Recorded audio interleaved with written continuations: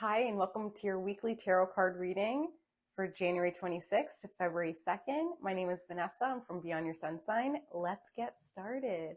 Okay, all you have to do is think of a number between 1 and 3. That's really all you got to do. It's super, super simple.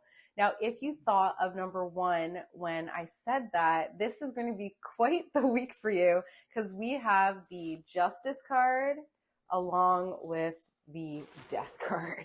So these two cards together literally tell me a karmic death. And when I say a karmic death, it's a good thing. It means that something is clearing from that past life. Last year, I did so much reconciliation through past life work, and I realized, like, oh my God, girl, how many centuries are we going to go through this same experience? And the underlying current was all about loyalty. So I was able to release that and, like, okay, I'll just never trust anybody and just trust myself. Boom, battle over. Now I realize what all these past lives were trying to teach me. So this week, if you've ever been interested or fascinated by past life work at all, I really urge you to start doing some past life work. Tap into it. What is your karma? Why are you stuck here? Why can't you be released? And you can actually use this information to finally release you, have a karmic death. And we know, like, not to get too metaphysical, but one of my last past life readings, I was living a concurrent lifetime with someone out there. So if you're out there, girl, we might have a split soul contract or something. But this person is so very depressed. And I found that every time that I was feeling depressed, it was actually just me tapping into her energy in that timeline or in this experience. And she was like 17 in 2017. So it didn't make sense that anyways, the point is, if you want to start learning about past life work, now is the week to do it because you're experiencing what's known as a karmic death. Congrats. All right, if you chose card number 2, I have no idea what these cards are because they all came in face down, meaning it's something you have your blinders onto. You just simply do not want to see it. So there's one card that stands alone, and that is the Fool card. So taking some sort of risk. But the beautiful thing about the Fool, even in this beautiful deck, you can see this person is not worried about the journey that they're on because they know that they're protected. Look at the snake wrapping wrapping itself around this Fool's leg. At the end of the day, it's only when the Fool were to struggle and that snake senses that struggle that it would start to constrict. But the snake is almost like getting a free ride with the Fool who just doesn't have any fear of the poison or the venom of the snake. So this week, yes, it may seem foolish, but your foolishness, the naivety that you have is actually keeping you quite safe because as soon as you were to tense up, they start to see, oh, you're not comfortable. Like, how can we continue to squeeze and contort around this person? But if you're chill and completely unbothered, what's the point? Like, let's just go for the ride. So the 3 other cards that were face down, the Fool standing alone saying, all right, this is foolish, but my foolishness and naivety is keeping me safe. What you're also not seeing, we have the 9 of Wands. So the naivety is an extreme focus on self. No shame being selfish in this day and age. Like, we all are. So you might as well start pulling inward. Second card is the Knight of Pentacles. So yeah, a lot of focus on self and our sense of security, especially when it comes to young earth energy. So it may seem like it's our sense of security, but it's really, and a focus on self, but it's really to make sure that a young earth sign has that same sense of consistency.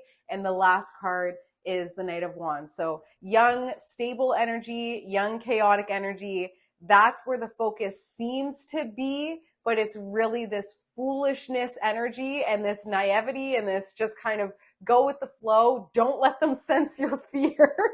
I'm wondering if it's my kids, if I choose 2 this week. Yeah, don't let them sense your fear because then they will start to, but just going along with it, being foolish, being fairy-like, being like that is the easiest way to focus your energy back on yourself when it comes to 2 energies, a young earth sign, so young, very stable, consistent energy, and then young fire type energy, very chaotic and type of, like Aries, Leo, Sag, and then the earth is Capricorn, Taurus, Virgo.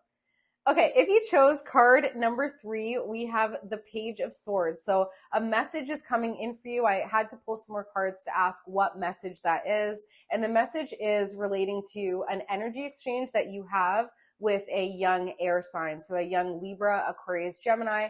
Just make sure that there actually is this equal exchange of energy, because thought power is energy as well. What you put your focus on, out of all the elements, right? So let's say that you're an earth sign. When it comes to what you put your power into, that would be like what you're paying for when you're sacrificing something tangible. If you're a fire sign, it's your output, it's your action, it's your energy, it's your what you're going to do, it's your aggression, it's your passion. That's the sacrifice that you make in order to output. If it is air, it's the thoughts, it's the communication. That's their sacrifice. If it's water, it's emotions and feelings. They'll sacrifice how they feel in order to help other people. So just make sure, depending on what your element is, are you giving that same amount to what the air sign is giving when it comes to thoughts, communication, awareness, that voice frequency?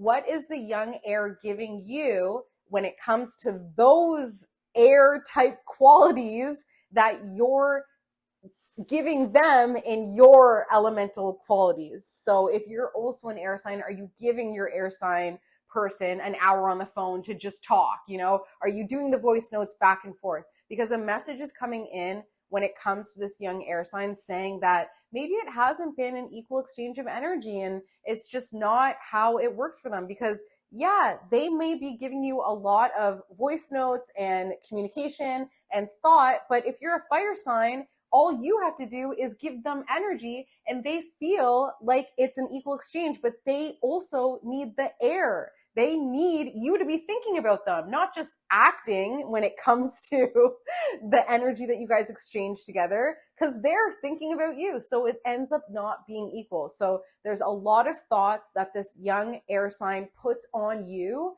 And therefore, whatever you're doing, it's not going to be equal, because there's no way you think as much as this air sign does about you as you do them, unless you're also air and very, very invested in their life. But the message is coming in. It's time to just reflect on that. Anyways, I hope you have an amazing week. And as always, if you would like a personalized reading, or if you would like to join my online course, Attracting Using the Law of Attraction with Astrology — why did that just make my heart beat? I would love to have you join. So I will post all the details below. Have an amazing week, and I will see you next week. Bye.